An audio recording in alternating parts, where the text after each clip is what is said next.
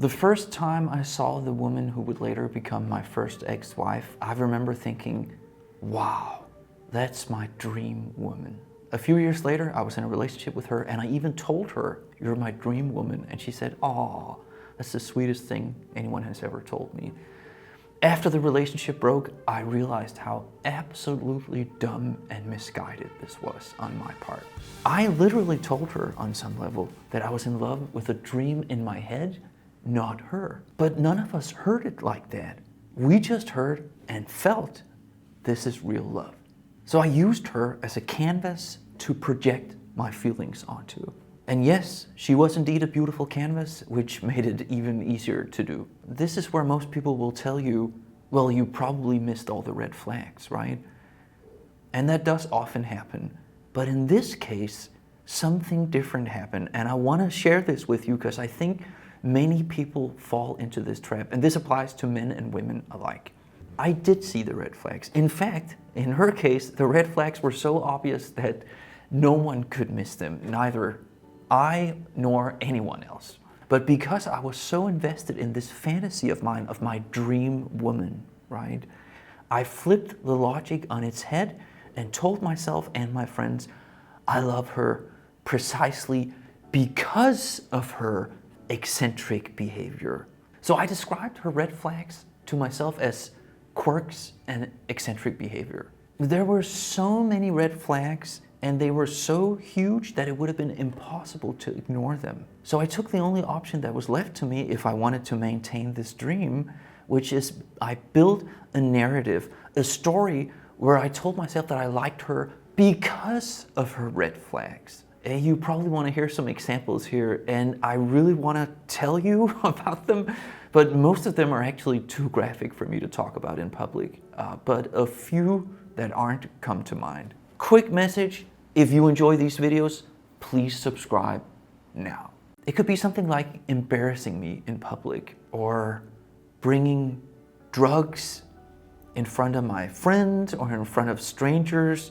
So her and I traveled the US and we met this couple at a restaurant, and then she started lying to them about her name. She told them I had a different name. She made up these occupations that we had that I can't remember, but something completely bizarre. And I really liked this young couple. They were our age at the time, and I thought, oh, maybe we're about to make some new friends here, right? But she sort of forced me to play along with this crazy narrative and just lie to them. And I mean, even to this date, they still think that we're doctors or whatever she told them we were. And another time I hadn't eaten all day, and she deliberately made sure that I didn't get any food the whole night. That is, she told the staff at the place we were to not serve me. And I tend to get hangry, so I was absolutely furious. And I remember confronting her and asking her, why did you do that? And she said, I was so curious to see how you would react. And somehow I accepted that. It became part of why I liked her. She was curious, adventurous, and wild.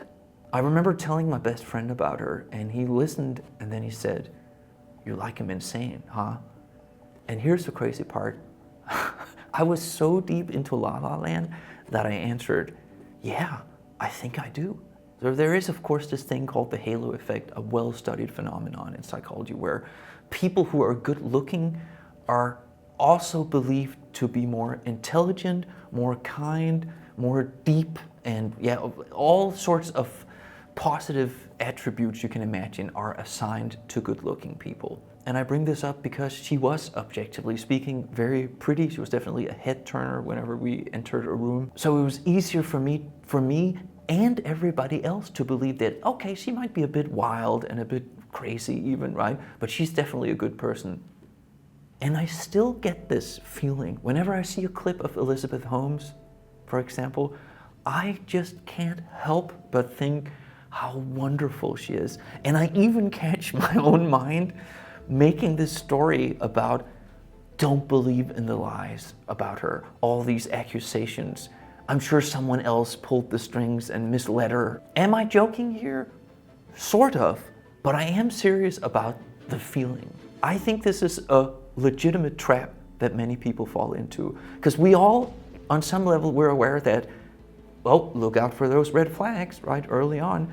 But are we really aware of this other danger that we do see the red flags, but then we reframe them into a new story where they actually become part of why this person is so interesting or quirky or wild or a little crazy, but at the end of the day, a fabulous person, right? I have a special gift for you. It's a course on how to nail a date.